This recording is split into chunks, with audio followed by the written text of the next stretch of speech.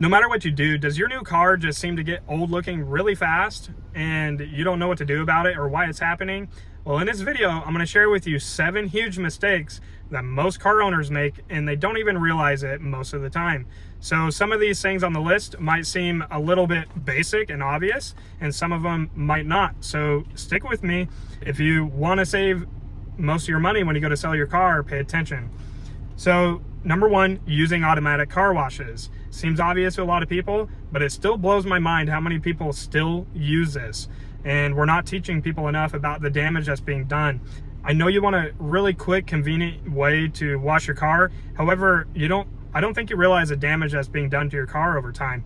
So number 1, those brushes that are hitting your car at a high rate of speed, they're carrying a lot of dirt particles and a lot of contaminants from the hundreds and thousands of other cars that are rolling through there on a daily basis. So that's number 1, a big no-no. And then also the chemicals that they're using in the car wash are extremely toxic and caustic and unnecessary to wash your car on a regular basis. So that's number 1. We're going to move on to number 2, and that is washing and rinsing with tap water. So same with the automatic car washes and the car washing you're doing possibly at home, they're using tap water. The tap water usually has minerals in the water. Those minerals are being left behind on your paint no matter what you do. If you're drying it by hand, you're using all these fancy tools and equipment to wash your car, no matter what you're doing, you're leaving a little bit of these minerals behind, and they actually magnify and speed up the process of oxidation. And the only way to remove those is with really acidic cleaners usually. So a wheel acid is usually going to be the only thing to remove those minerals when you leave them on your car for months. Now you can get to them pretty quickly with basic water spot removers. However, most of the time from the heat, if you park your car outside like most people, I'm in Florida, it takes like a day to ruin your car with minerals. You might not notice it when you dry your car properly, but after a few years, these minerals build up, and it's what causes your paint to look dull over time. And so the next thing that's making your car look like crap is number 3, bug guts, bird poop, and tree sap. Those things in nature are highly acidic, and when you leave them on your paint, you don't realize it is continuing to permanently eat into the paint and cause etching, which is permanent damage. And you can, maybe you wait a month before you clean them off and you realize, oh my gosh, it's still there. You go to scrub it, you're scrubbing it with a Brillo pad or something stupid like that, like what a lot of people like to do, and it's not going to fix it. There's nothing you can do. So that's the next thing. You got to keep those bug guts, bird poop, and tree sap off of your car paint and all the other surfaces. Okay, so number 4 is going to be never decontaminating your paint, and that's something that hand washing alone simply cannot do. So when you're paying even what you think is a nice detail for $50, maybe $75, they're not actually removing contamination. They're not using iron removers to remove iron fallout or brake dust that lands and sticks to your paint and causes pitting and rusting on your car paint. You won't really notice it for a while, and unless you have a white car, you'll notice little yellow specks all over the back end of your car most of the time, and that's the brake dust beginning to oxidize and cause damage to your paint. And so premium detailers like me or DIY enthusiasts, they're going to use an iron remover to loosen that contaminant and then follow up with a clay bar to remove the remainder of contaminants. There's all sorts of forms of contamination. If you want to learn about that, I have more videos about that, and you can dive into that and do your research. But if you never decontaminate your paint, it's going to cause damage over time that you cannot fix, and it causes more oxidation. And when you remove those contaminants from your paint, it actually will make your car look much shinier, way better. And that's why when customers have their cars done by me, they're like, wow, how'd you make the car look so great? Because they're used to just washing their car. But when I fully decontaminate the paint, it really makes the car look significantly better, because that car paint is now super smooth. And that's even without polishing it. So anyways, the next one, number 5, is going to be never washing your car by hand. If you never wash your car by hand, and maybe that's because you're like a lot of people, you're like, oh, I never need to wash my car, it's just going to get dirty again, why do it? I understand that point, I really do. I don't have a lot of time to wash my car either, and I don't like to, because I detail customer cars on a regular basis.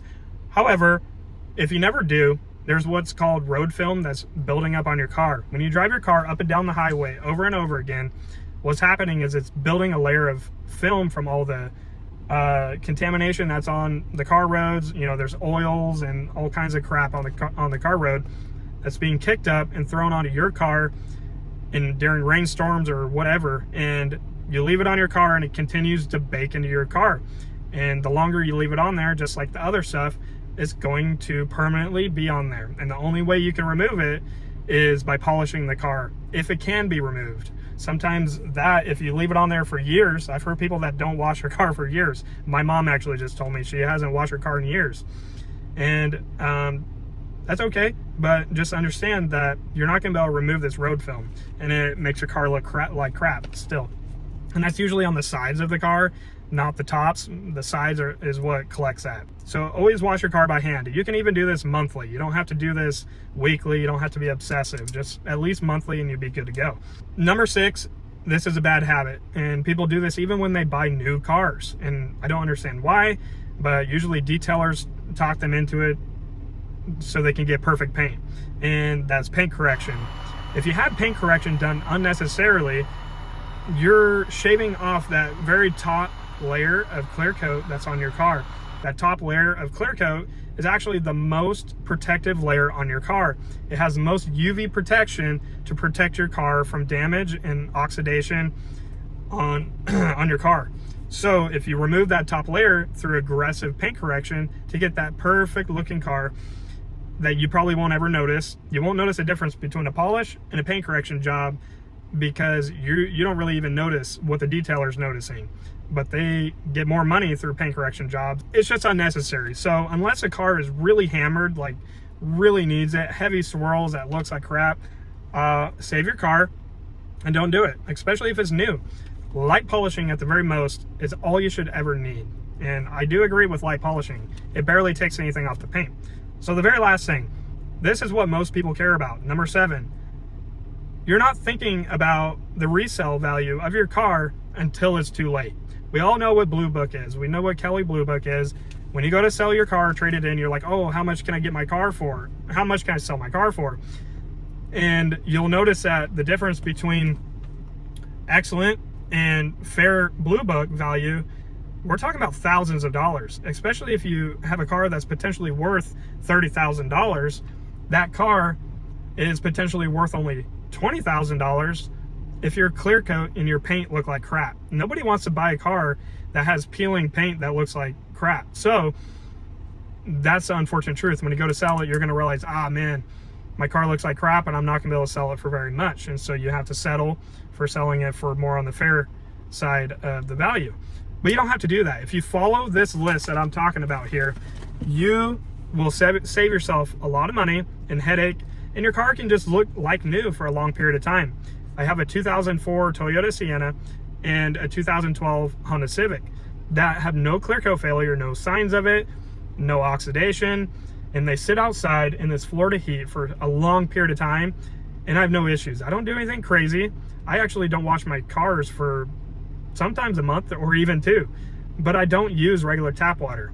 If you look in the description below, I use a water filtration system that keeps me from leaving minerals all over the paint.